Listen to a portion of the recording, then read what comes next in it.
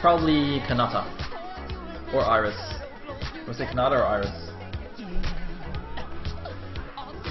Oh, look at that! First guess was right. Booyah!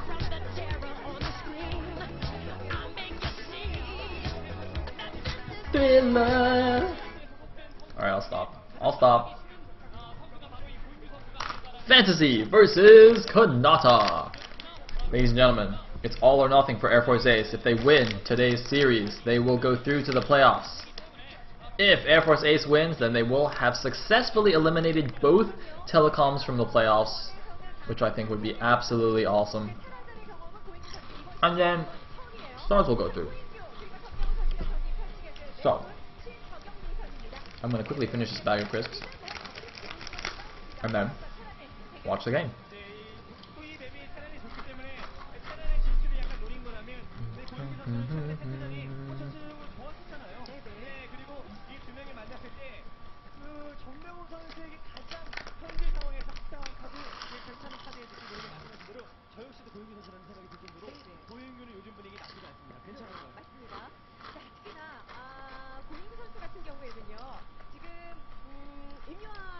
What are crisps? They're like the little crisps.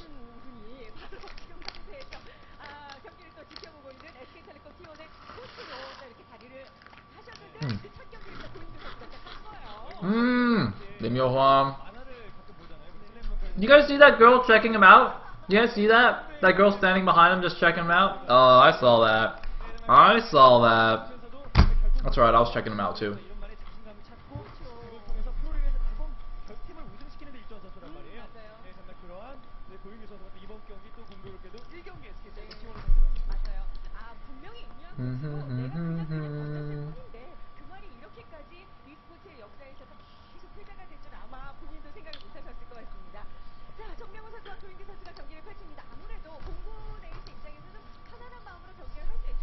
I wonder why crisps turn into chips in America. It seems kind of weird. I remember actually when I was a kid, my friend couldn't really say crisps very well. He had like a somewhat of a lisp. So like every time we wanted to eat some, my mom would always be like, you have to say it first. So I could always say it, and I immediately start eating my crisps.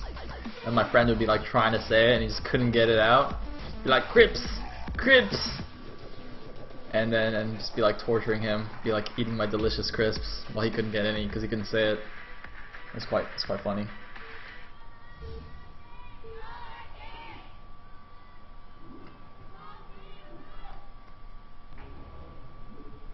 Anyway, going into the game.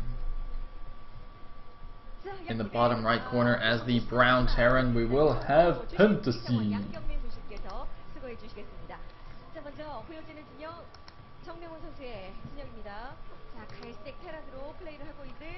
Fantasy. Fantasy.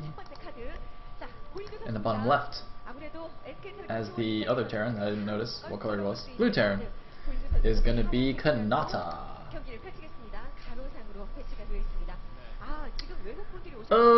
White people. Oh my god, it's a whole row of white people.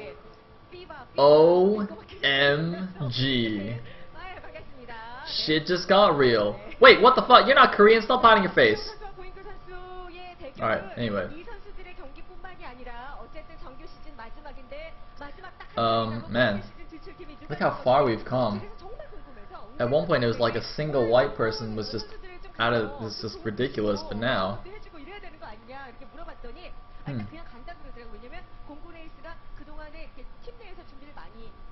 Alright, anyway. What's going on here? Looks like a little bit of a Gosu Depot here for Canata. Gonna help out that SCV mining on the bottom. Canata, I think his TVT is alright. I think his TVZ is always what stands out because he's gotten some very impressive wins. Notably last season taking out Jaedong in like a 50-minute TVZ on ground zero using +3 Valkyries. Which is awesome.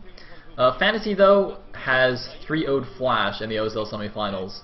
So I'm still, you know, as good as Canata might be, there's no way, or like I really don't think he can take a game off Fantasy. But we shall see. Interestingly, the way the lineups have worked out, SKT actually has like their best players on their respective games. So Bisu and Fantasy are both playing Brood War today, and Sun is playing StarCraft 2.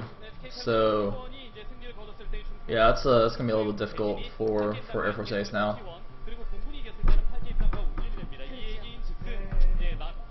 Anyway, SCB Scout from Canata is going to go over here to Fantasy's base. Fantasy did scout in the wrong direction, but seeing how quickly the scout came over to his own base, he might actually just scout cross map after seeing his opponent is not in the top right. He might even change direction immediately, since the SCBs didn't cross paths. And it is going to be a 1-Rax expand from Canata, whereas we're having a factory from Fantasy. And I'm actually curious what Fantasy pulls out here. Because in those games against Flash... Actually, wait a minute. Now that I think about it, what did he do against Flash? I remember the third game was some silly Wraithing play, but the first 2 games I think were fairly standard. Can't remember. But we recently have seen a lot of... not a lot, but a few Terrans do the mid-game mass Vulture style, and obviously Fantasy, loving his Vultures, might try to do that. Or you could just go for some Vulture drops and whatnot. Those are quite nice.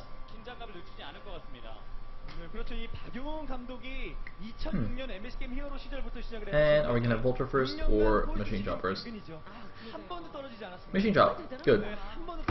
Because he saw the fast expand of his opponent, so he knows he doesn't need any early Vulture to help defend himself. So just going for the Machine Chop and going for an expansion. The SKT coach looks very nervous there. Boxer just looks cool and chill. See, I love how like Coach Park is in focus, but everyone's just actually looking at Boxer in the background, even though he's out of focus, because he's friggin' Boxer. And this is actually quite funny, how things have come full circle, right? I mean, like, Boxer originally helped found SKT, or I don't know if he helped found it, but like he was, you know, one of the original SKT members. He helped build up SKT. And then he moved to Air Force Ace, and Air Force Ace was essentially, like, Air Force Ace was basically created because Boxer went to the military. You know, everyone was so sad, they're like, oh no, Boxer can't play StarCraft anymore, it's like, oh, this is terrible. And then Korea was like, wait a minute, Boxer not playing StarCraft? No, we're not going to have any of this, so they made the team for him. And then he left Air Force Ace when he left the military, and they went to play, went on to found Slayers, as all the StarCraft 2 fans know, I'm sure. And now he's back to his roots on SKT, and taking down Air Force Ace, or at least hopefully for SKT. Kid says he actively founded both SKT and Ace, and Slayers. Man, this is a guy of many teams. Man, Boxer is like Major, except that instead of like just hopping around, or sorry, he's like Naniwa, except instead of like hopping around on different teams, he just founds different teams. See, Naniwa just keeps like leaving teams and then joining other teams. But Boxer, whenever Boxer leaves a team, he just makes a new one because he's that awesome. Like, he doesn't need to join a team. He's like, no, other people join me. I am the team. Anyway, it looks like a curious little bunker thing here. So basically, that second bunker that's placed forward there for Canata is just to buy time, because he knows that Fantasy C-Shanks are going to be much faster than him. So, yeah, he's just trying to delay this push a little bit, but this is going to be a little bit tricky for him, actually, it looks like. He's going to really need that C-Shank before the second bunker falls. Like, this first bunker, it's okay if it dies, but if he... Wait a minute. Oh, it looks like he abandoned it already. He pulled the Marines back to the second one. If that second one dies before he has a C-Shank, he'll be dead. But no, it looks like he does have the C-Shank in time, so that's very nice. Bought himself just enough time. Although he's not repairing that bunker. I guess he doesn't care, because he's got the C-Shank already. But now he can get ranged at his natural. That kind of sucks.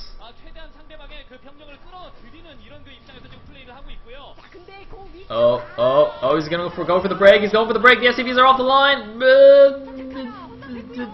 Whoa, there's no tanks in the back. What the shit? Oh, he got it. Nice. Very well done. So Canata breaks the push. Loses a lot of SCVs though. That was pretty costly for him. But it looks like he'll be okay now. Oh no, that tank might go down. Oh, the Marine's coming off. Oh, nice move by Fantasy there. Unloads the Marines and snipes that tank. However, Canata can now resume mining as normal from his natural. And looks like he's actually got a starport earlier than Fantasy, so he's making a Wraith here. Start poking away at these siege tanks. Fantasy making his own Wraith as well. And looks like both players just doing the good old spotting with their barracks, of course, because tanks shoot farther than they can see. So very often in this matchup you just have floating barracks and engineering bays and science facilities and whatnot. Just a spot. Fantasy, of course, is also taking position on the high ground. So it's going to be a little bit difficult for Canata to actually break out of. But ooh, look at this, Canata doing the nice little inch forward actually to help take out these tanks, because he does have the tank advantage here, and using some SCVs to also tank shots here. Look at that! That SCV tanked the initial shot from that tank that just sieged up. Very nice move by Fantasy. It looks like the first Wraith is out as well. That Wraith should actually be shooting siege tanks and not the barracks. He can actually kill the Marines as well. Oh my god, what is he doing? Kill stuff, man. Kill stuff! Yes. Nice. No, it's not killing stuff. Alright. Anyway, Fantasy though still has a nice supply lead. 55 supply to 44. And this earlier starport is not going to help Canata too much here. I think that the telling thing is all those SCVs that Canata lost earlier to hold this attack. So even though he's held on, like any advantage he gains from having a faster expansion is completely gone now. I mean, look at the saturation here for Fantasy. It's so much better than for Canata. And look at this, Canata also doesn't have any detection. He has no comsats here, so what Fantasy's getting. But I didn't see a control tower for Fantasy though. So his cloak is not going to be up too soon, if that's even what he's going for. He is instead getting 2 additional factories, so going for the ground focus. And yep, going to get some Goliaths now to deal with these Wraiths. Perhaps he's just going to go for dropships anyway. Not going to bother with Wraiths of his own. But he doesn't have any spotting here for siege tanks. He has no barracks. And look at this, immediately on sieging, because he knows if he stays on that ridge, he'll just get, he'll just have, Canata will just like or inch his tanks forward and use the vision advantage to snipe his tanks. Basically what you can do in TVT, if your opponent has no spotting, is you can actually unsiege your tanks, move into range of his tanks, but he can't see you, so he still can't shoot you, and then because you have the vision, you can actually shoot him first, even though you were the one that had to reposition. And Canata's actually putting on a lot of pressure on Fantasy right now. Fantasy making some vultures, but Canata has actually counter-pushed all the way to Fantasy's third here. This is actually looking a little bit dangerous. He's only got a single siege tank here. Fantasy might be in a little bit of trouble if he can't hold this. Supplies are very, very even right now. And look at this. Yeah, actually, Canata's not going to bother about that ridge here. He's just going to push down here to the narrow ramp. But there are the Wraiths. But oh, going to get caught by some Goliaths. No, Wraith for Wraith there.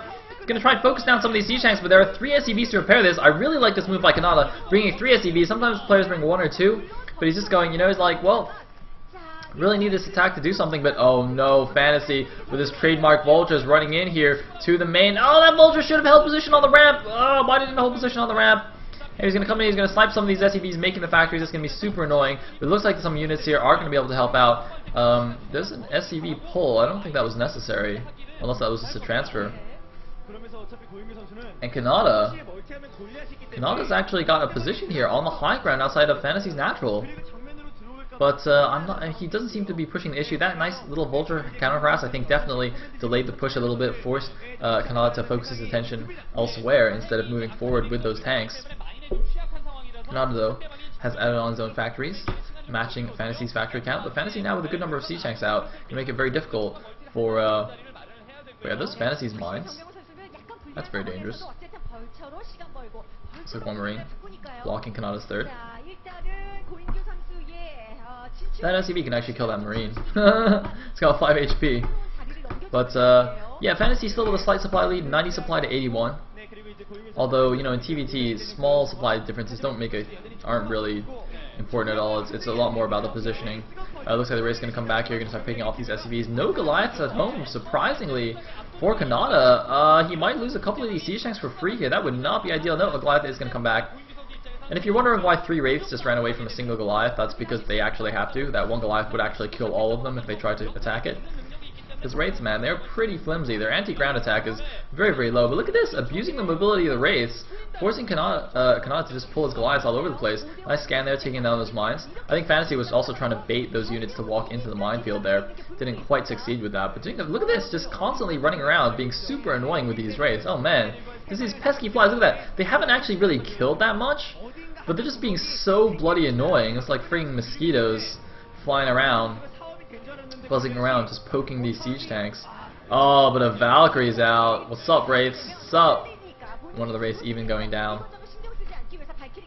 Now this is very interesting. So even though I don't think Canata can really push forward anymore, just by holding that high ground position outside Fantasy's base, is denying Fantasy's third. And also, so now if he just takes his own third, I think he'll be in pretty good shape right now, just having that faster third, kind of making up for the small supply deficit. Looks like Fantasy, though, is pushing around the top side here. Canata going to reposition some of these tanks to take it. I'm not sure if that's... Well, I guess that's great. I was going to say, I don't know if that's absolutely necessary. He just kind of needs to hold the third there. But look at this. Fantasy doing even more harassment here with these units. Are these all mines? Alright.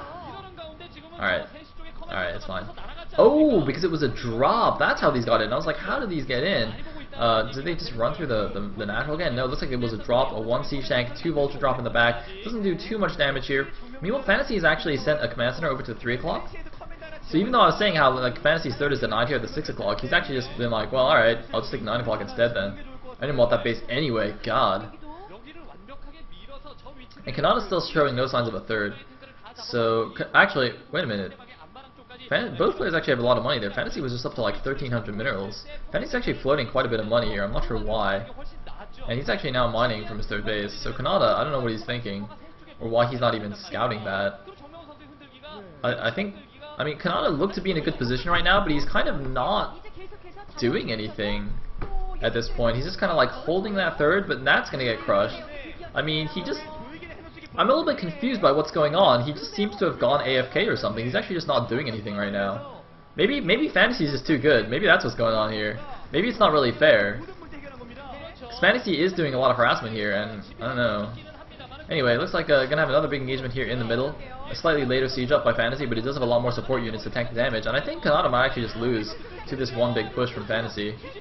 It's gonna be close. Now the Vulture's laying mines among Fantasy tanks. Nice target fire there by Fantasy. Actually, I'm not sure if that was necessarily a target fire, but saved him a little bit of grief with those tanks. And that Vulture actually inside the range of those siege tanks, though, will get taken out. And Canata will hold on to this attack, but without a third base, he's just gonna lose eventually anyway.